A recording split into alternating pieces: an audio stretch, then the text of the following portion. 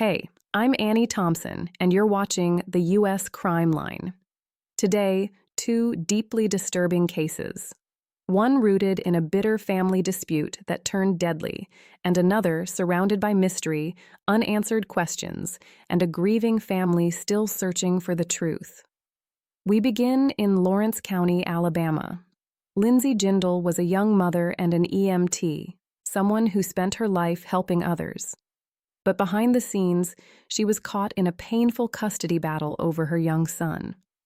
After her child was hospitalized for failure to thrive, Lindsay's ex-boyfriend, Matt Treadway, was granted full custody. For Lindsay, it was devastating. But for Matt's mother, Sandra Treadway, it wasn't enough.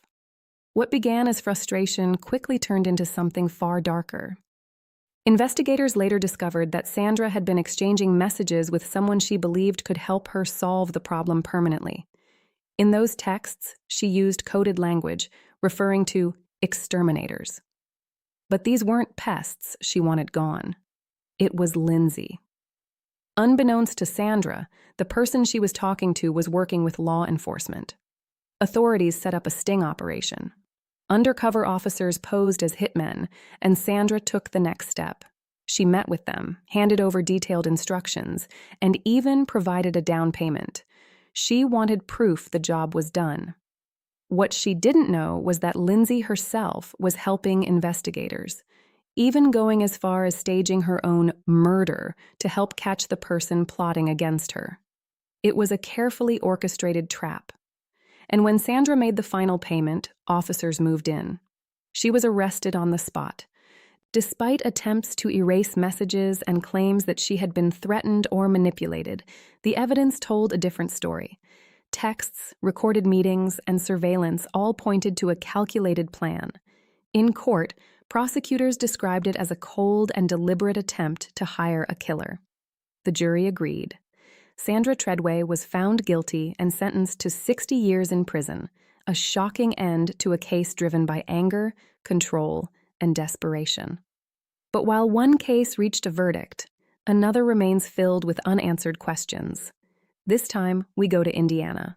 27-year-old Christy Kelly was known as a vibrant, loving mother, full of life, with everything ahead of her.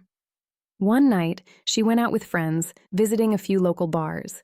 It seemed like an ordinary evening, but by the next day, Christy was gone. Days turned into weeks. Then, a grim discovery. Her SUV was found submerged in a lake with Christy's body inside. Authorities ruled her death an accident, a tragic case of drowning. But for her family, nothing about it made sense. Witnesses from that night said Christy didn't appear intoxicated. Surveillance and statements suggested she was walking, talking, and acting normally. Toxicology reports later showed low alcohol levels, not enough to explain losing control of her vehicle. And then, the details became even more troubling. Her keys were found in her pocket. The gear shift was in park. Her body was discovered in the back seat. Some parts of her vehicle were reportedly found far from where the car entered the water. To her family, these weren't small inconsistencies. They were red flags. Adding to their concerns were messages from an ex-partner, texts that hinted at conflict, even threats. Yet despite these questions, the case was closed. The sheriff's office sealed the file, denying the family access to key details. No further investigation, no clear answers, only silence. Today, Christy's family continues to fight, not just for justice, but for the truth. Because for them, this isn't just an accident.